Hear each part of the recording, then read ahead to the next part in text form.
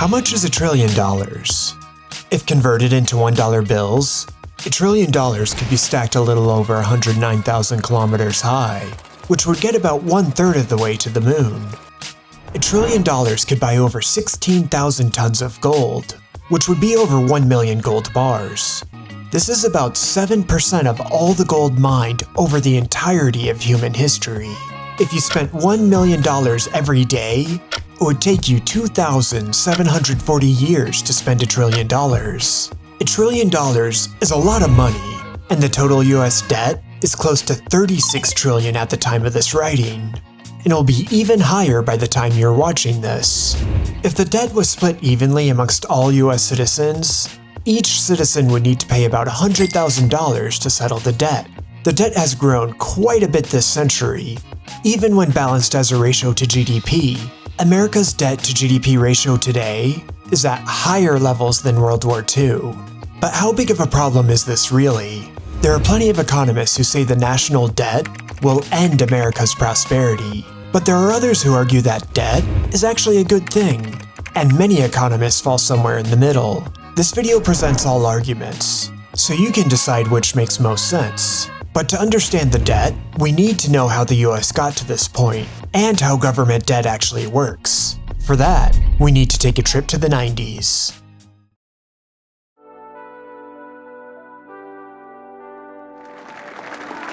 I come before you and assume the presidency at a moment rich with promise. We live in a peaceful, prosperous time, but we can make it better.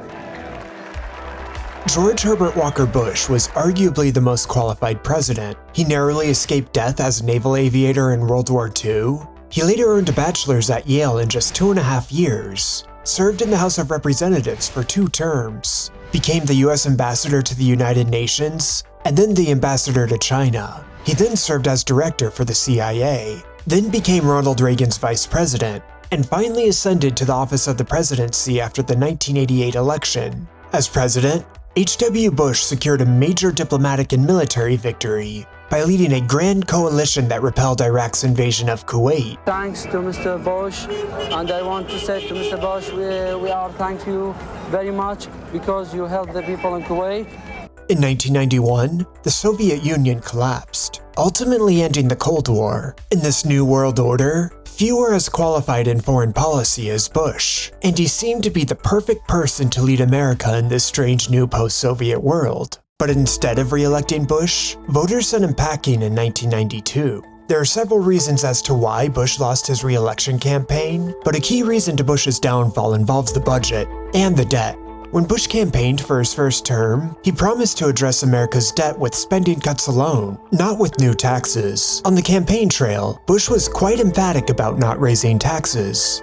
Congress will push me to raise taxes and I'll say no, and they'll push and I'll say no, and they'll push again and I'll say to them, read my lips, no. But campaigning is easy, and leading is difficult. Bush was faced with a fiscal dilemma that offered no easy solution. Wars aren't cheap, and expelling Iraq out of Kuwait cost the United States about $54 billion.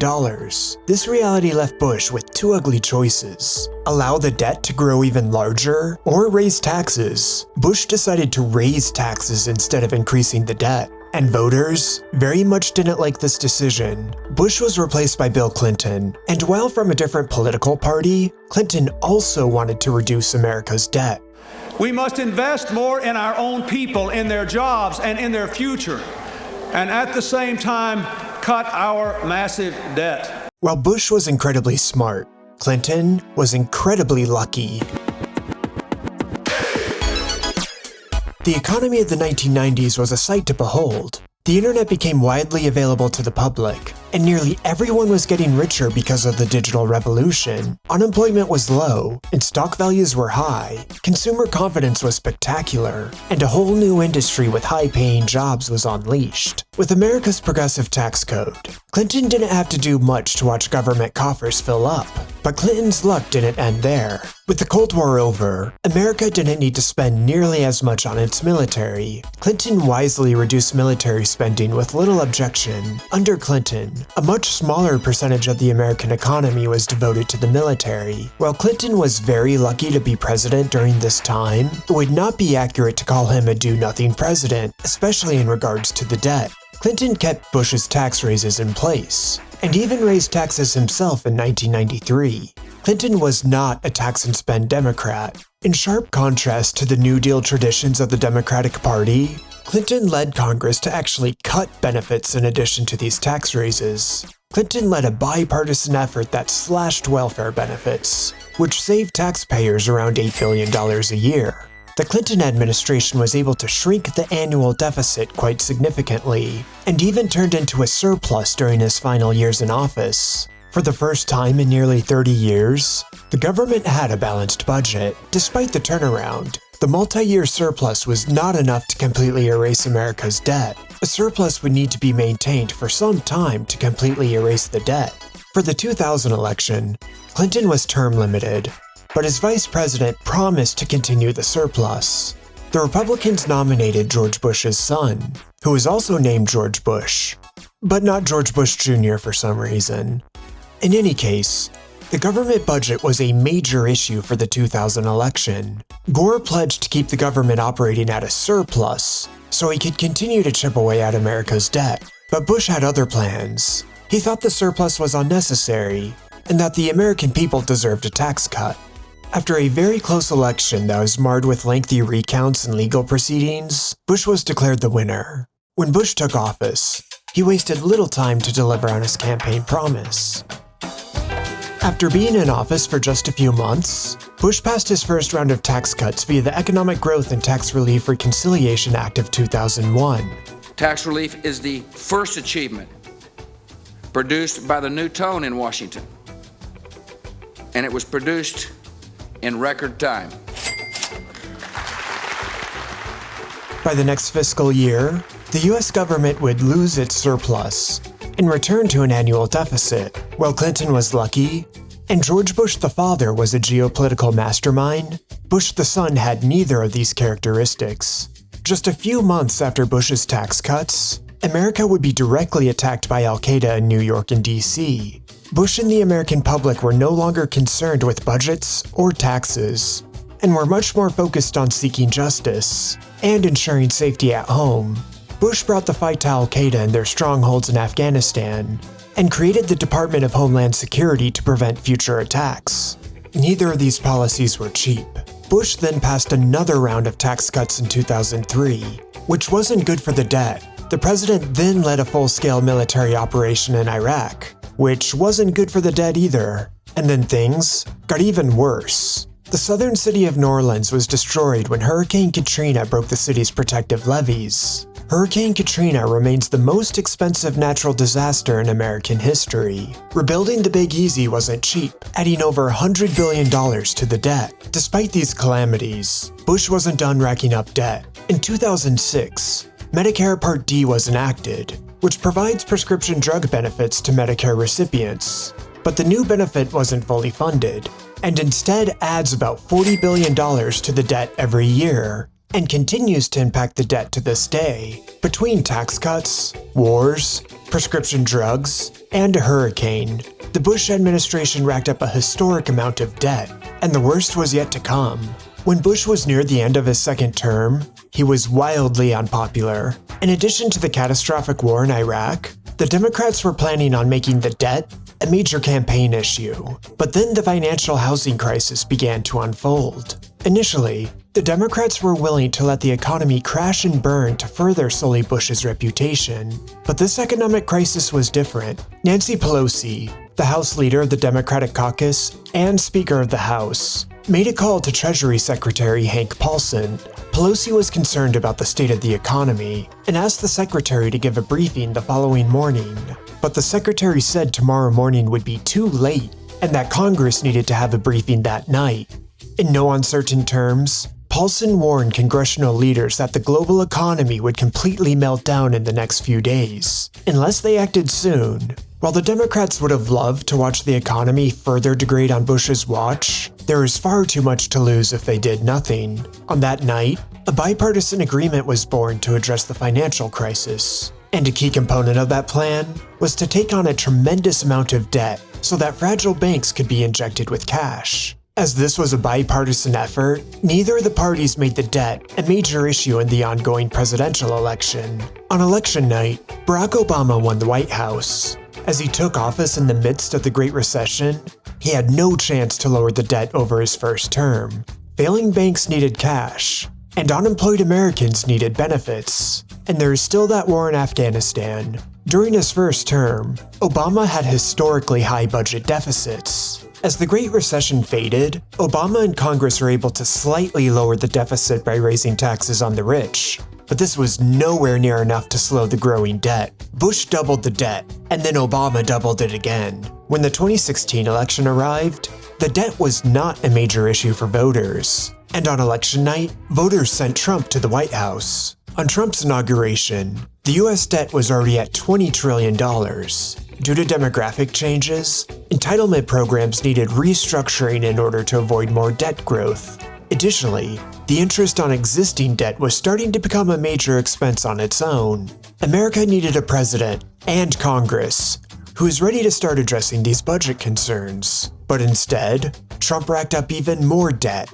Staying true to his campaign promise, Trump cut taxes across the board. Trump believed that these tax cuts would boost the economy to the point of having no impact on the debt, but this never materialized.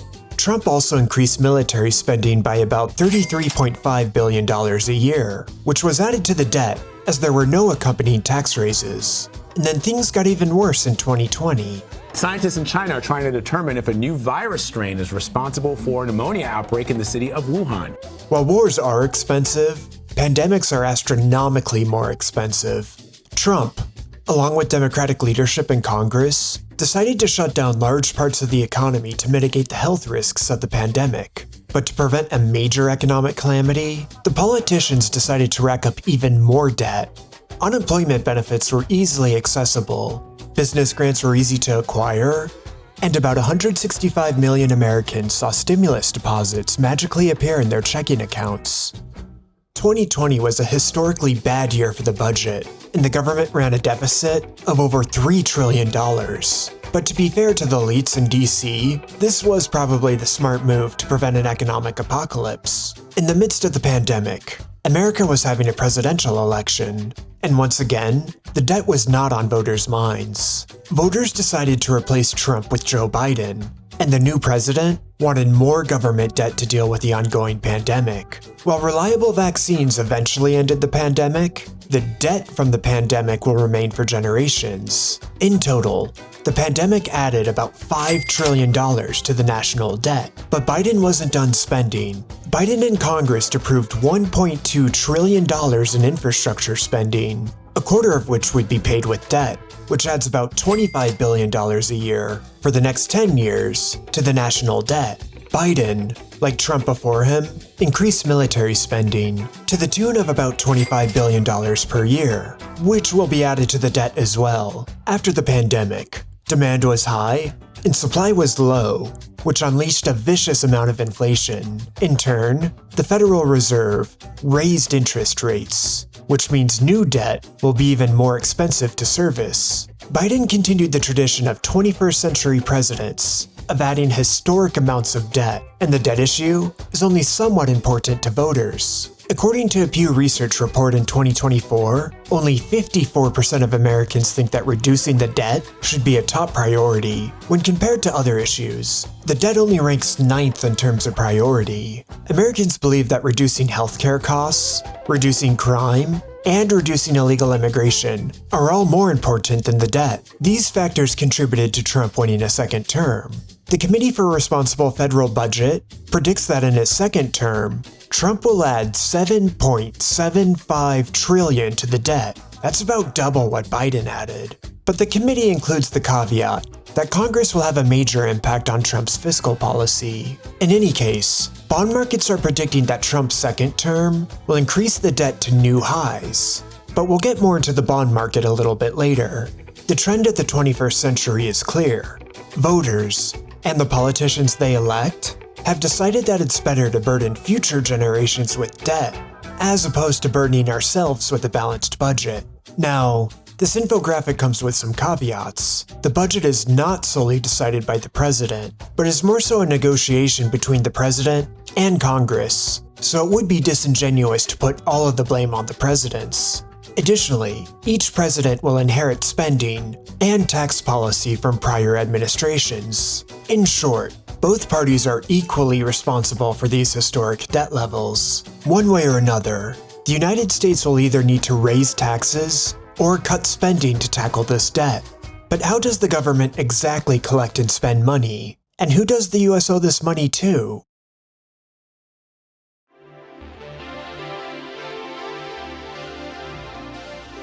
This is the federal budget for the fiscal year of 2023. 2023 is a good year to analyze, as all the numbers are final and have been triple-checked.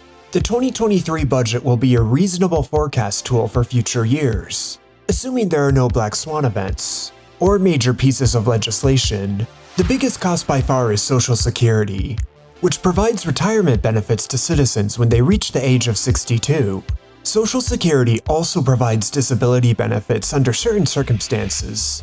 Over the decades, the US has had a declining birth rate and increased life expectancy, which has put quite a bit of stress on Social Security. There simply aren't enough workers to support the aging population. A majority of baby boomers are retired, and are thus becoming benefit receivers instead of taxpayers. They are being replaced by Gen Z, which is significantly smaller than the boomer generation. This demographic reality is not good for the solvency of Social Security. While immigration has helped these unfavorable demographics, Social Security will likely need restructuring before 2035 to avoid a crisis. $1.3 trillion was spent on Social Security in 2023. The next most expensive line item on the budget is Medicare, which is government-provided healthcare to those over the age of 65, as well as some benefits for those with disabilities. Medicare offers an array of benefits, some of which are cost-free to the beneficiary, and others where beneficiaries are expected to pay premiums or deductibles. But Medicare is only partially paid by its beneficiaries, and the government covers the rest of the cost. $842 billion was spent on Medicare in 2023. Good militaries aren't cheap, and the United States prides itself on having the most technologically advanced military in the world. Additionally, a cornerstone of American foreign policy is keeping the seas safe for international trade. These objectives aren't cheap, and Washington spares little expense when it comes to keeping its military in top form. $829 billion was spent on the military in 2023.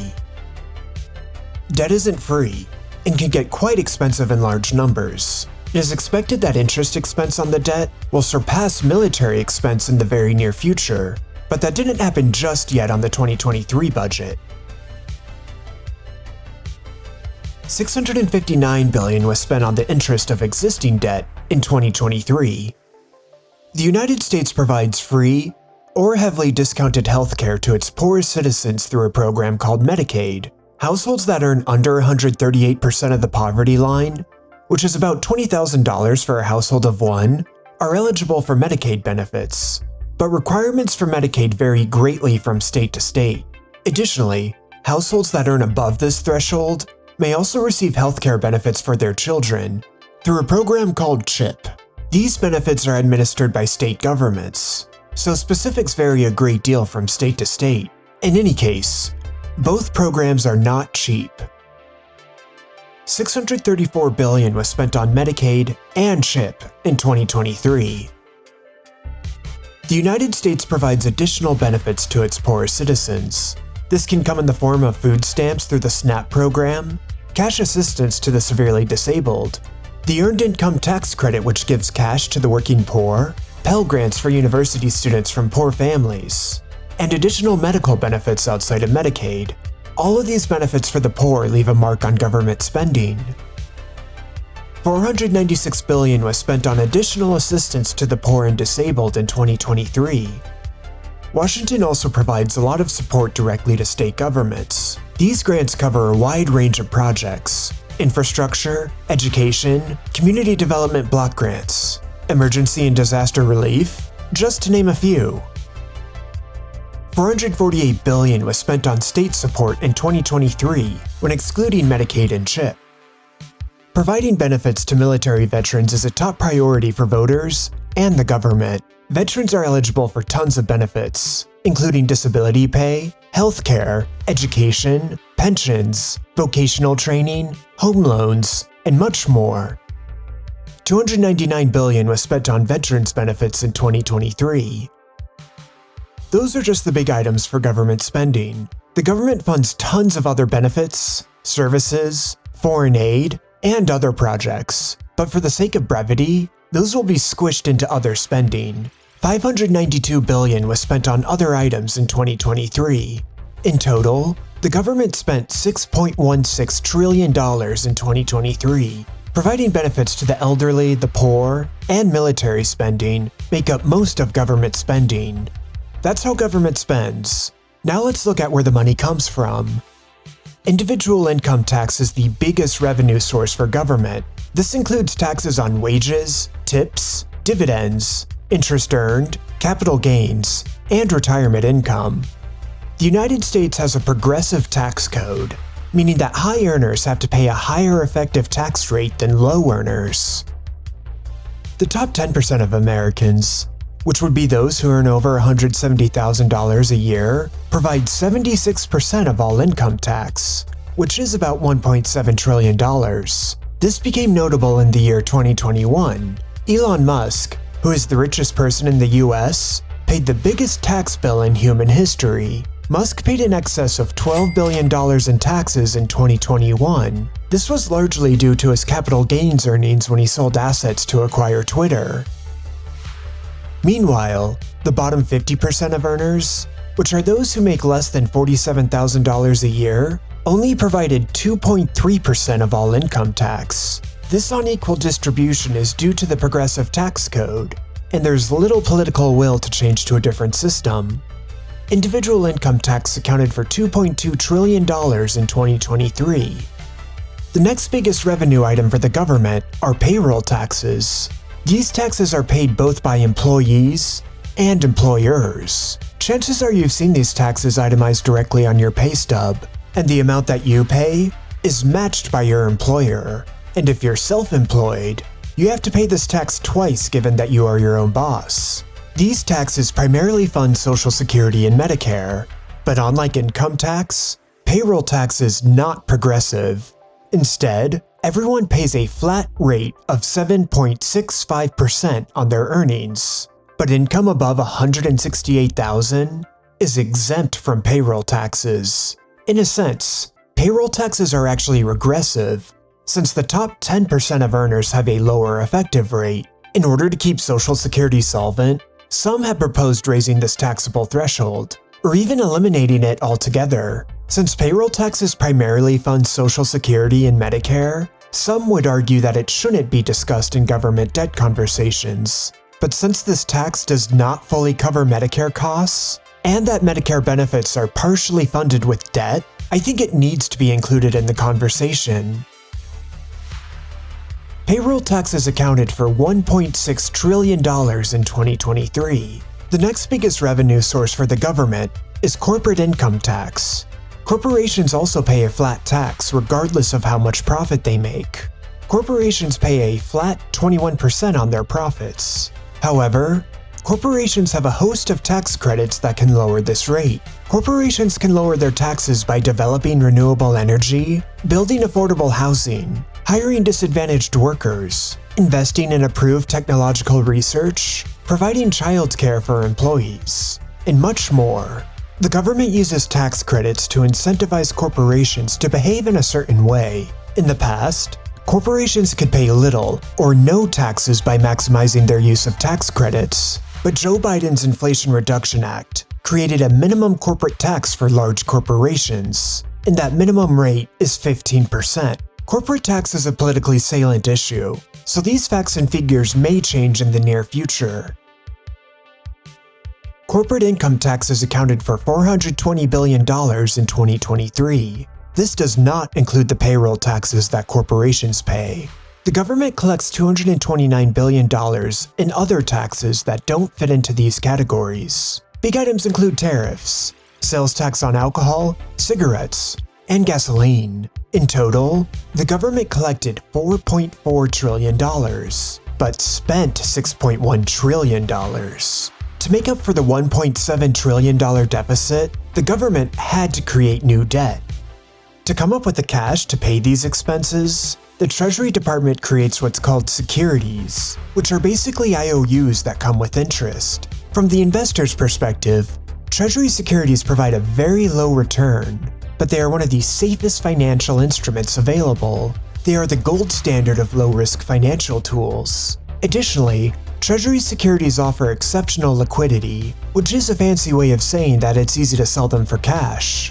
There's a vibrant secondary market for Treasury securities, making it easy to sell them for cash well before their maturity date. The big three bond rating agencies give U.S. Treasury securities high grades, verifying their low-risk reputation. Treasury securities used to have perfect grades, but have been slightly downgraded since 2011. The downgrades are largely due to the size of the debt and the decreasing quality of American politicians. The bond market doesn't like it when debt ceiling negotiations create a risk of default. Despite the downgrades, Treasury bonds remain very attractive to investors from around the world. The United States has earned a strong reputation for always paying bondholders. No matter what crisis the country may be facing, the Treasury always pays its creditors, and this makes Treasury securities very attractive. A potential buyer in the secondary bond marketplace is actually the Federal Reserve, who controls how many dollars are in circulation. When the Federal Reserve wants to create new dollars, they don't just print cash and throw it out of a helicopter. Instead, a common option is to print new money and buy Treasury bonds on the secondary market. This helps ensure the liquidity of securities, making the purchase of new bonds attractive to new investors. By holding bonds, the Fed can also reduce the amount of dollars in circulation as the bond matures, if that is part of their bigger strategy. Over the years, the United States has racked up a lot of debt, nearly $36 trillion at the time of this writing. But who exactly is buying all of these securities? The answer is a bit surprising. One of the biggest holders of government debt is actually the government itself. The government manages many trust funds: Social Security, Medicaid, government worker pensions, military pensions, FDIC deposit insurance, and highway trust funds all need low-risk financial investments to balance their portfolios, and Treasury securities fulfill that need. When all tallied, about $7.2 trillion of the debt is held by the government, which is about 20% of the total debt. Other governments and foreign entities also want in on the action. Given that Treasury bonds are low risk and easy to sell on the secondary market, they are an attractive option for foreign buyers. But that's not the only reason. The United States dollar is the de facto global currency. The USD is fairly stable in its value, and the American economy is incredibly diversified, which allows it to recover quickly from shocks and recessions. This makes the USD a common way to store value, even outside of the United States. Additionally, the US dollar is widely used to facilitate global trade. If an Albanian buyer wants to purchase goods from a Philippine seller, the exchange will likely be paid with US dollars. If the transaction is paid with Albanian lek, the Philippine seller will have a hard time spending this currency. But if the deal is paid with USD, the seller can better spend their earnings after the transaction. The US dollar offers superior spending opportunities than any other currency. In 2022, about half of all global trade was conducted in USD. If you have a US dollar, no matter where you are in the world, it should be quite easy to find someone who also considers it valuable. The global prevalence of the US dollar makes Treasury bonds attractive to foreign buyers. Even though the redemption of the Treasury bond will be paid in USD, foreign security holders will have no problem exchanging greenbacks for goods. The biggest foreign holders of US debt are found in Japan, China, the United Kingdom, Luxembourg, and Canada. Another $3.3 trillion is held by other foreign entities. While being able to sell bonds to foreign markets makes cash flows easier, it does create some vulnerabilities. Let's say hypothetically that Luxembourg falls on really hard financial times, and that they need cash immediately. Luxembourg may choose to sell all of their treasury securities, perhaps even at a loss, just so they can get immediate cash. As Luxembourg holds over $375 billion in treasury securities, this could cause problems for the United States. Investors would rush to buy Luxembourg's discounted bonds, which would make it difficult for the Treasury to sell new bonds. Such a scenario could create a lot of stress for the US economy. This played out on a small scale during the pandemic. Saudi Arabia, China, and Brazil all sold off large amounts of treasury securities. These countries needed cash to deal with the economic difficulties caused by the pandemic. But no bond crisis ensued, as the Fed was also looking to buy securities with printed money at the exact same time. The Fed's actions kept the bond market stabilized. Alternatively, let's imagine a scenario where Luxembourg wakes up one day and decides that they hate America and want to hurt the Americans as much as possible. They could decide to dump all of their bonds at a tremendous discount, which could cause a bond market crisis.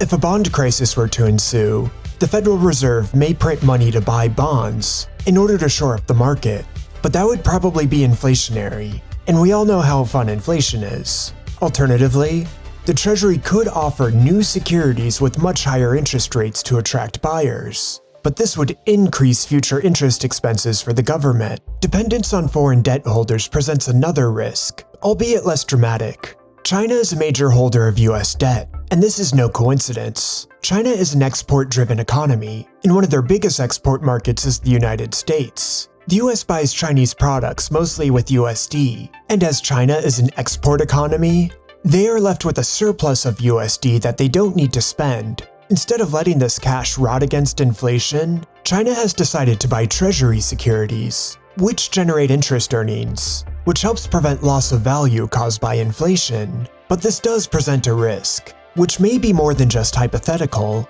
There is well-founded research that the Chinese economy may be slowing down in the upcoming years, not to mention the growing geopolitical tensions between these two trade partners.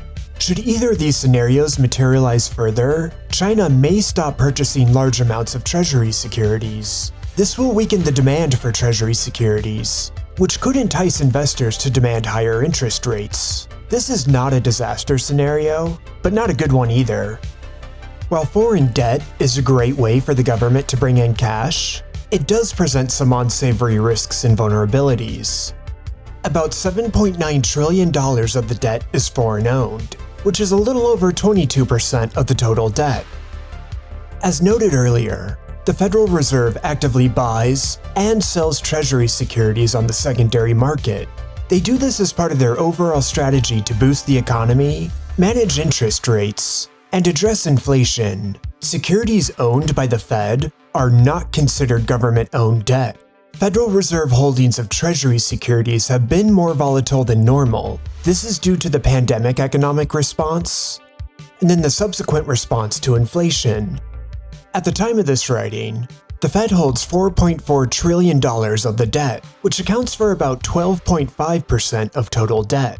The remainder of the debt, which is about $14.2 trillion, or about 40%, is domestically owned. Treasury securities are popular with retirees who want an extremely safe asset. Bonds are also popular in many portfolios as a way to hedge against risk. Big corporations with large cash reserves also buy securities as a way to reduce loss of value caused by inflation. And just an editorial note, these figures in the bar graph were pulled from different sources that use slightly different time frames. So while good for the big picture idea, exact up-to-the-date figures may be just a touch off. In any case, this is the big picture of America's debt situation. But is all this debt really a concern?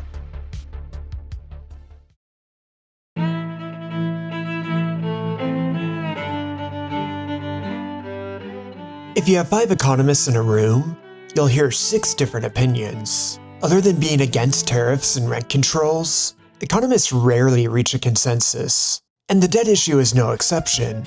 From my research, I'd assess that there are 3 popular opinions amongst economists. The first group, which I named Apocalypse Sooners, are very concerned about the debt. They believe that the debt is a major issue and needs to be addressed sooner rather than later, and they have plenty of historical examples that justify their reasoning.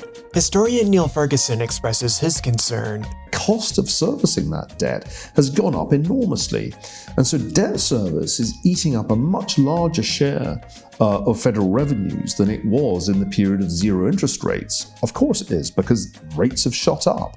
Spending on servicing the federal debt will exceed spending on national security, on defense. I've said for many years, it's one of my old historical axioms, that any great power that's spending more on debt service than on defense is probably not going to be great for much longer. There's a huge need for fiscal reform in the United States. There's no sign that the political class gets that. In fact, neither party seems serious about fiscal reform, and that's been true for nearly 10 years now. Ferguson has plenty of examples throughout history that show when debt interest costs exceed military costs, that the empire will soon fade.